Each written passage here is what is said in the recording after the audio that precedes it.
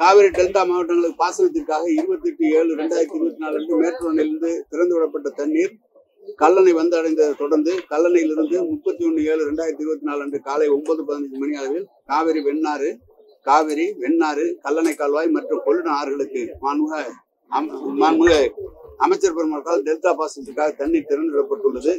தற்போது வழங்கப்படும் தண்ணீர் நடப்பில் உள்ள குறுவை சாகுபடிக்கும் நிலத்தடி நீர்மட்டம் உயர்வதற்கும் ஏரி குளங்களில் நிரப்புவதற்கும் மற்றும் ஆடிப்பெருக்கை கொண்டாடுவதற்கும் கீழ்கண்டவாறு நீர் பங்கீடு செய்து தரப்படுகிறது. காவிரி 1500 கனஅடி வினாடிக்கு, வெண்ணாறு 1000 கனஅடி வினாடிக்கு, கல்லணை கால்வாய் 500 கனஅடி வினாடிக்கு, கொள்ளிடம் 400 கனஅடி வினாடிக்கு. மேலும் கூடுதலாக கிடைக்க உள்ள தண்ணீரை தேவைக்கேற்ப அனைத்து ஆறுகளில் வழங்கப்படும். கல்லணை தளப்பில் திறந்துவிடப்பட்ட தண்ணீர் காவிரி வெண்ணாறு மற்றும் கல்லணை கால்வாய்களின் கடைமடை பகுதிகளுக்கு விரைந்து செல்ல நடவடிக்கை மேற்கொள்ளப்படும்.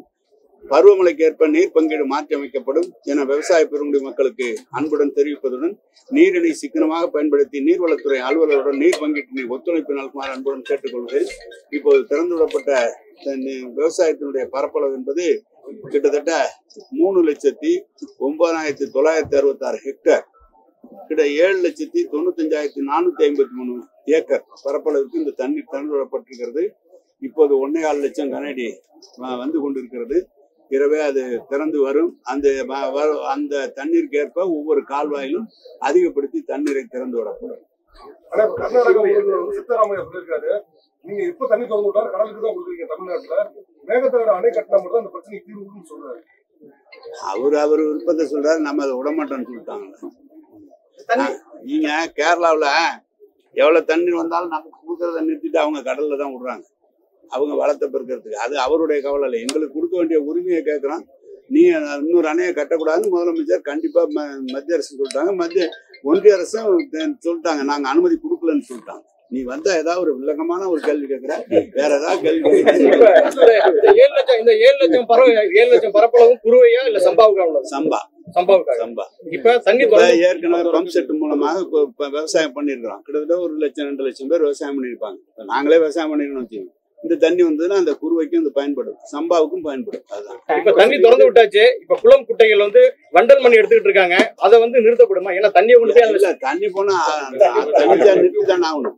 குளங்குட்டைகள் முதலில் இப்ப திறந்து விடப்பட்டிருக்கிற தண்ணீர் நிலத்தடி நீரை பெருக்குவதை முன்னிட்டு ஒவ்வொரு ஆறிலும் எங்கெங்கு ஏரி இருக்கிறதோ அந்த ஏரிகளுக்கெல்லாம் முதலில் நிரப்ப வேண்டும் என்பதுதான் அரசினுடைய ஆணையே.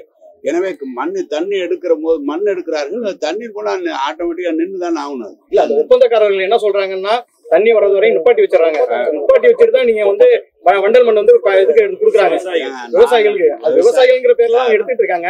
பட் என்னன்னா அது நீர்நிலை நிரப்புறது தண்ணி ஃபர்ஸ்ட் இங்க கொடுக்க முடியுமான்னு கேக்குறாங்க. தண்ணி கொடுக்குறாங்க விவசாயிகள் அதெல்லாம் கேக்குறாங்க. எல்லா இடத்துக்கும் ஏரிக்கு போயிடும். நீங்க ஒரு நாள் கூட நிக்காது சார்.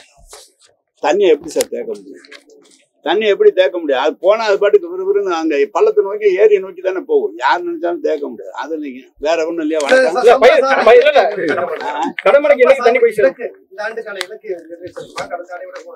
கூடுதலா நீங்க இயற்கையாவே பாத்தீங்கன்னா கடந்த ஆண்டு குறுவை தான் கொஞ்சம் தண்ணி திறந்து விட்டோம். சம்பாவில திறந்து விட்ட தண்ணி இல்ல, தண்ணி திறக்கல. குடித நீர் கூட சிரமமா இருக்கு.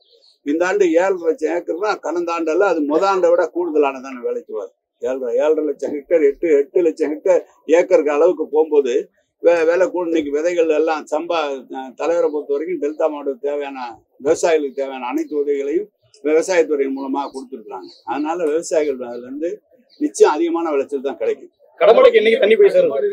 கடமடைக்கு 3 நாள் இன்ஜினியர் எத்தனை நாள் கடமடைக்கு போகும் சொல்லுங்க. இன்ஜினியர் எங்க ஒன் வீக். இப்ப பயிர்க்கடை எந்த அளவுக்கு நம்ம கொடுக்க போறோம் விவசாயிகள்? நீங்க தேவையான அளவுக்கு ஏற்கனவே அது கூட்டுறவுத்துறை மூலமா கேட்கற அளவுக்கு கொடுத்துருவோம்ல. அதுல எல்லாம் ஒன்றும் பிரச்சனை இருக்காது. நமக்கு நபார்ட்ல இருந்து வாங்கி கொடுக்கறதுதான் இல்லை. அது எவ்வளவு கேட்டாலும் கொடுத்துருவோம்.